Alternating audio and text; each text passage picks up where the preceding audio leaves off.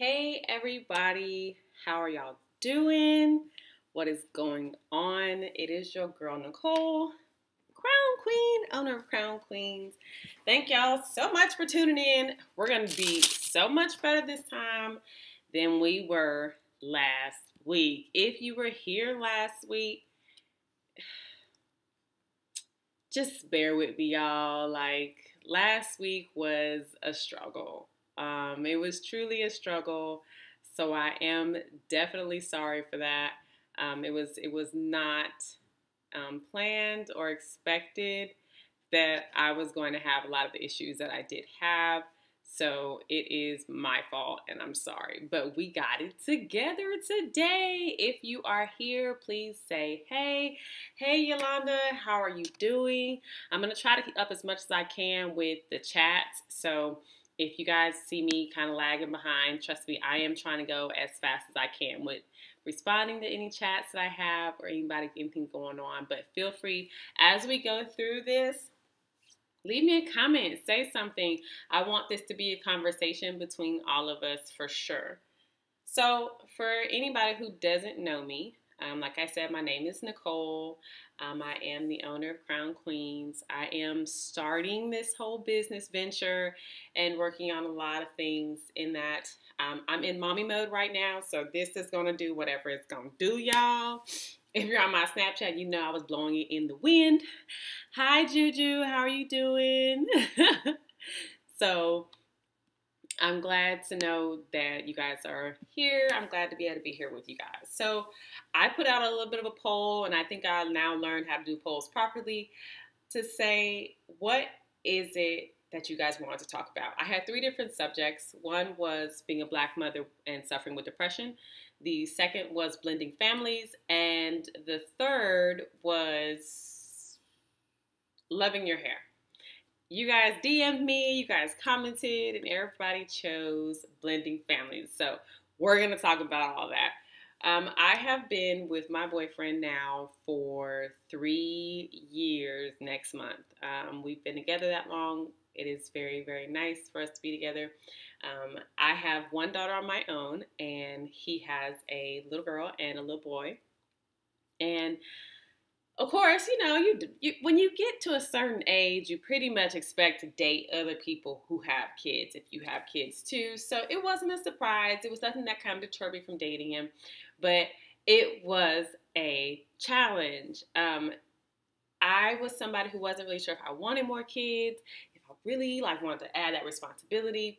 My daughter has sickle cell, so I was like, oh, I can't I'm just no way I'm gonna be able to deal with any more children, the needs of more children. And it was like, whoa. And then as we grew and we blossomed, it kind of became a little easier. His oldest daughter was old enough to know what was going on. So I had to win her. I had to win her love for me, her her appreciation for me being around.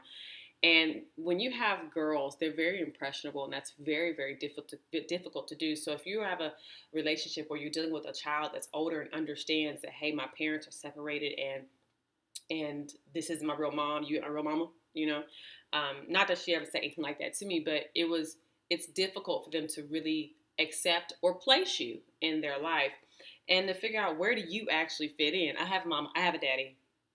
Who you?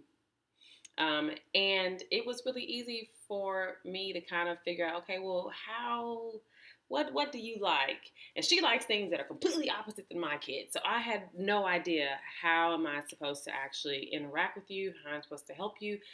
What am I supposed to give to you? And it took me a while, y'all. It took me a good, long while. And she finally was like, all right, maybe. And a lot of it's persistence, trying, and not stopping. Don't get discouraged. It's hard. It's so hard to get a kid to like you. It was difficult. And then with his son, he likes everybody for the most part. He likes everybody. So he took to me pretty well. And that was definitely, I wasn't mad about that. He's definitely younger. And my daughter, if you guys have seen Jade or had the fortune of meeting Jade, then you already know how Jade is. But once we moved together in October of this past year. And that is when blending became real. That's when ish got real. It wasn't just me and Jade anymore. It wasn't just me fixing lunch for Jade. It wasn't just me making sure that I had clothes for Jade or that I was home in time to take care of Jade's needs. It then became me making sure that as though they were left out and that everybody knew that we're a family here. That's what we are.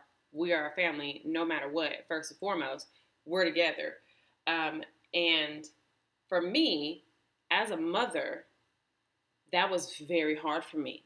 That was a hard adjustment for me. And it took a lot for our relationship as well. Yeah, those on him, oh, yeah, Yolanda, see, you understand what I'm going through. You really do. Like, you really, really do. And it is extremely hard, but like Yolanda said, it's extremely rewarding. If you just give you small synopsis, I suffer from depression, anxiety, and PTSD.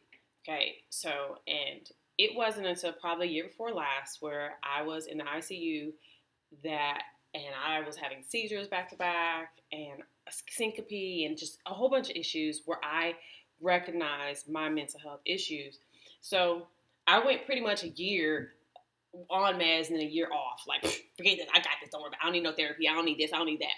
But when we blended families, y'all, I needed therapy. Okay? I needed therapy. I needed my meds. I needed everything. I needed help. I was like, help me, please. Somebody help me, please. It was so much at once. Oh, I was like, oh my gosh. Oh my gosh. Oh my gosh. Somebody come help me. Help me. And I was trying to meditate. I was trying to do yoga. I was trying to pray. I was trying to do everything. And I was so overwhelmed. And I am so blessed. My man is amazing. I'm trying to get him to come on one day. He is an amazing man. He's an amazing father. And he has the patience of a saint. I don't. I take on everybody's problems. I get bogged down really fast. I'm like, I got you. Don't worry. I got you. I got you. I got you. And in taking care of everybody else, I seem to disappear.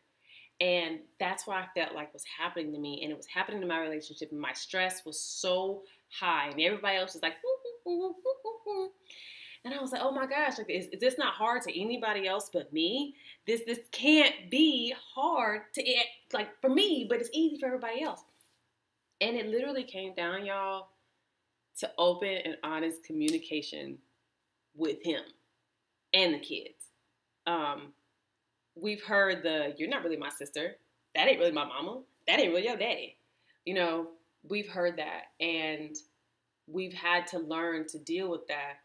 There is no my kids, your kids, except for when my kid is acting a donkey, and then it's no longer my kid, that's your kid. And then when his kid is acting a donkey, they no longer his kids, they my kids. Like when it's a joke, that's something different. But for the most part, a lot of the things that happen with blended families, and it's something that happens, I think, more frequently than people realize, is the lack of communication with the children. And that took everything. Like everything, you guys. Everything. Because we had to not only realize that this was a change for us, it was a major change for them. Yes, they gained long time, I could play with you, I could play with you, I could play with you. But at the same time, they also gained a lack of, I guess what you would call their time. So instead of it just being daddy-daughter time with just Johnny, my man, and Lila, it was Johnny and Lila and Jade. And that's, if you just think about since y'all, I'm assuming all you guys are mothers, think about this. You go and get a drink, a juice out the refrigerator. That juice, you've been waiting on that juice, it's the last little bit of juice, and your kid comes and drinks all your juice but one little sip. You feel some kind of way because you got that juice just for you. You knew that juice was for you. Well, with kids, it's the same exact thing. Where to a child, when more families added, they seem to think they lose out. They think that I've lost something because you're here. This was my special juice. This was my special dab. And now that you're here drinking some, I'm only left with a little bit. And it's really important to communicate and that both parents ensure that they're both making sure that, hey, just because there's more kids, just because there's more people, doesn't mean there's less you. And when it comes, if you can think that and remember that in your mind as a parent, then you'll be able to help your kids really form a familial thought process. Not the juice. Yes, the juice, not the juice. So that's what's the most important. Y'all, for me as a mother, it was a struggle. Like, I couldn't figure out how am I going to give so much of me to 4 people now. I was only responsible for 1. I went from a house of 2 to a house of 5. Not only that, how in the heck am I going to cook for these mouths? Do y'all know how much food these children eat? And a man? Oh my goodness, y'all. It's so much. It's so much, and it's so much to take on. But I think we, as women, and we take that motherhood role and we amplify it and beat ourselves up on a regular basis about that. Like, golly gee, I have to have this, I have to do this, I have to do this, I have to do this. It took for me to literally, y'all, break down. And when I say break down, I'm gonna tell y'all the story. Hold on, let me get some. I need some bravery juice. Hold on, one second. Hold on. All right. Let me tell you the story. Here we go. So I came home from Taco Bell. I had a rough day. My daughter was getting on my nerves. I just was sleepy. We had been at dance for 3 hours. I'm ready to go. I got homework. I'm just ready to go. I walk in the door. I got my Taco Bell. I'm like, all right, I'm finna eat. I opened my Taco Bell, y'all, and instead of being a chicken chalupa, it was a beef chalupa. I slammed my hands down on the table and hollered. I just started going off. I cried. I went upstairs and took a shower and cried in the shower, y'all. I just sat there and cried in the shower. Just cried. Just over not having chicken, but beef on my chalupa. It was at that moment when I realized 2 things. 1, you crazy. And 2, you need to talk to somebody now. Like, right now. Did you just freak out over Taco Bell? And poor Johnny, he was just like, are you okay? It was so bad. And it was at that moment when I realized I've taken on too much. I can't do this. I cannot keep going like this. I can't. And I talked to my man.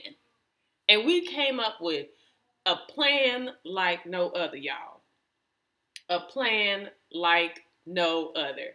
And step 1, I took my behind back to therapy. Let's start there, okay? Okay, I know I have issues. I don't know what y'all be doing. You know, whatever works for you, works for you. I had to go back to therapy, and they had to give me my pills back, okay? I need someone to take off the edge. Help me process this, okay? I had to do that. That was step 1. And step 2 was he and I got a plan, y'all, that how we balance how our house carries. When we did that, the kids started to balance. They started to balance. We have chores amongst each other. We have the kids helping us with stuff. And they started seeing, okay, this is a family. This is totally a family. We started sitting down. We still old-fashioned. We sit at that dinner table. Y'all can't see it, but I'm pointing at it. No, it's over there. We sit at the dinner table and we eat dinner together. All of us together. We make sure that we're together. When he has his children here, because we have 50% of the time, when they're here, we try to do less TV time. And if we are doing TV time, can we do it together? Can we all go outside? We try to make it to where if they know we move as a unit, We progress as a unit. We make things happen as a unit. That is us. I think, Yolanda, I think you said that in the comments. That made things so much better in our house because you can walk in our house now and feel the love. Not only can you feel the love, you can also see the order we've put in our house. I have a couple friends, Juju being one of them, they can tell you we keep order. Now, of course, they still kids. And let me not sit here and act like our kids are perfect. Y'all, they not perfect. Y'all, they not perfect, okay? At all. Especially Jade, okay? That one right there will test your limits. She her mama child, okay? She got it honest. She got it honest. But we had to really and truly learn how to balance things amongst ourselves. And especially with our youngest son, he does have autism. And it's a learning curve. He was just recently diagnosed. It was a learning curve, not just for me, but for all of us. And all of us had to stop and say, okay, we have to make sure that we're helping each other in this house. We have to make sure that we're communicating. Because even the girls were like, well, we don't know why he does that. We don't know why. I don't know why. Mm-hmm. And so for me as a mom who already had a physically disabled daughter, to have a mentally disabled son, or technically what they term as that, it was something that I had to take on with a humongous hat. I had to put my big old hat on. I could do this. Put my big granny panties on. I got this. So if I can't say anything else to you guys about blending families, it is hard. It is a lot of hard work. Fighting with the kids is going to keep on happening. It's something that you can't let go of. It's not something that's easy. Your bonus children, as Beyonce Mama always put Tina knows, bonus children are always going to test your limits. But the more you make it one unit, the more you make it a family, the more you remind them, hey, no, you're my kid. I don't care if I didn't birth you. I don't care if my blood isn't running through your veins. You're my kid too. The more you do that, the easier it is to blend, the easier it is to make sure that the love is felt there with no problem. I can't stress that enough. Openly communicate with your kids. I mean, don't be telling your kids how your business, keep it, G-rated. But communicate with your kids. Tell them what's going on. Communicate with your partner. And make sure that you guys are all on the same team. If you can operate as a unit, nobody will know that you guys are a blended family. Only thing they're going to know is your family. And at the end of the day, no matter how much blood is coursing through your veins, all that matters is that you're family. You have love for each other, you're family. That's it. That's how it goes. So that's all I had on blended families. I hope it was I feel like it was a lot. That's how I feel. You may not agree. I don't know. But I tried. I did try. I do want to let you guys know, I do appreciate you guys showing up and coming to talk to me about this. If there's anything that you missed or didn't see, you came in late, it is going to show up on my regular page as well. So it is really important that we start this conversation. We don't have these kind of conversations enough in our communities. And it's happening more and more. Like literally statistically, there's 50% of the families in America are blended. And it's important that we understand, even if you don't have a blended family, it's important. Maybe this is knowledge you can pass on to your friend who's struggling with the blended family. All that is important. We must communicate about what's really going on. And the better we communicate with our kids, the better ways they're able to communicate how they're feeling, the better ways they'll communicate through life. And that's just truly what I believe is fact. So thank y'all so much for tuning into my live stream. Make sure you guys tune in next Tuesday for Talk Tuesdays. Now, I'm going to go ahead and drop a gem. Next Tuesday's Talk Tuesday is going to be why he doesn't put you on social media. That's what we're going to talk about. Doesn't put you on social media. That's how we're going to talk about. So tune in for that next Tuesday. Let me see if there's any questions in these comments. How did you prepare Jade for sharing your love? Ooh, that was a good one, Juju. How did I prepare Jade for sharing my love? That was hard because Jade being an only child, I am an only child. To this day, my mama is in the comments right now, okay, and she can attest. I don't play about my parents. Like, I'm spoiled.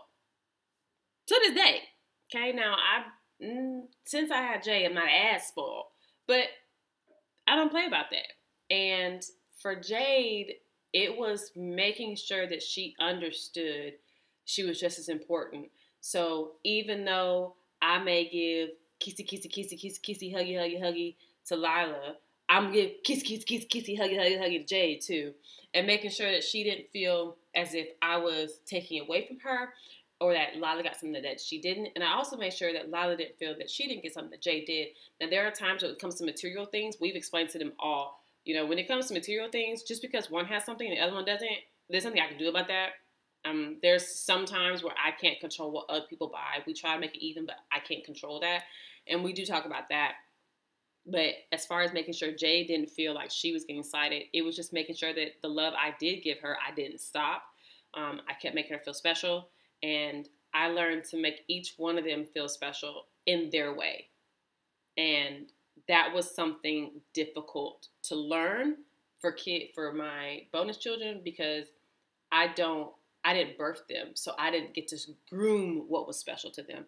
As with Jade, I got to groom what was special to her. So with Lila, what's special to her is video games and comic books and stuff. She loves that. And listening to music on the slide and dancing behind you. Like, she likes that, and playing pranks and science and stuff. So I tune that into her. Jade likes dance and singing and girly girl and pink everything. You should see her room. Like, her room's pink and Lala's room is ninja. So it was a matter of making sure that they both got their individual special needs. I hope I answered your question, but that is exactly how I was able to keep that going. Counseling in the Black community and family has been taboo for so long. Yes, it really is. Yolanda, you are so right. I'm going to do my mental health journey video. I will probably just do a regular video on that because I went through hell in 2016. It was the hardest time for me mentally and physically. My mental health or lack thereof shut my body down completely. It was the biggest wake-up call I ever received in my life. And it wasn't until the therapist I was forced to go to before I could return to work told me what I told her in my, I guess, medication-induced, almost like comatose state. And when she told me what I told her, because she's like, well, what's wrong? Nothing. I'm not stressed. I'm fine. Good. Nothing's wrong. I'm not sad about anything. What do you mean? When she told me what I told her, I was like, I didn't tell you that. I don't tell nobody that. That's for me to know, not for you to know. How you know? And it opened my eyes. It did. And when she wrote down some diagnoses, I was like, man, I ain't dead. PTSD. For what? Depression? Huh? I ain't anxious. All that, y'all. Like, it was a lot. So I will do a video, and Yolanda, when I do the video, I will be sure to make sure to individually make sure I send you the link about mental health, because I think that especially as mothers and as African American community, for sure. Statistically, again, we have the highest rate of depression that's untreated. Like, we won't go see anybody about it. We just sit there. Oh no, we good. And I'll put it here. Okay, I got it. All right. Acid, that's not bad. All right, I got it. And next thing you know, you done put so much on your back, you on the floor. And that's what happened to me. And I am going to have that conversation. And I will gladly, like I said, I will make sure you have the link for it. I will post it for everybody to see no matter what. But it is something that I think needs to be talked about, because your mental health is what affects everything. How great of a mother you are, what you actually teach your children, how your body reacts, how you're gaining weight, what you're eating, your success, your finances, all that is your mental health. And the less time we spend on taking care of our mental health, the greater time we're going to spend taking away from our happiness. So that is going to be something that I will talk about for sure. I will definitely do a video on that. I don't want to keep repeating myself because I'm good at that. I'll get redundant in a heartbeat. So Again, you guys, thank you so much for tuning in. I'm so, so grateful. Pray and take your man. I promise you, I take them every morning. Every morning. Juju is somebody who I work with, and she will tell you, I tell her, oh, I didn't take my meds this morning. Dang it. I'm good. Trust you me. The man will tell you I'm good at taking them. It definitely is something that helps. When I go into the video about my mental health journey, I will discuss all the other methods I tried and why I said, just give me the drugs. Give me that little pill right there, please. So thank y'all so much. I appreciate all the feedback. I appreciate the conversation. I'm glad, Juju. I'm glad that I can make you guys laugh, entertain you, and also give you guys, my journey and discussions. Definitely tune in next Tuesday for why he doesn't put you on social media. We're gonna try to get Johnny to go ahead and tap into the video. You ain't gotta yell that from the top of the stairs like that. Rude. So thank y'all so much for tuning in. I hope y'all have an amazing evening. I wish y'all nothing but love, success, and peace. Thank you again. Mwah!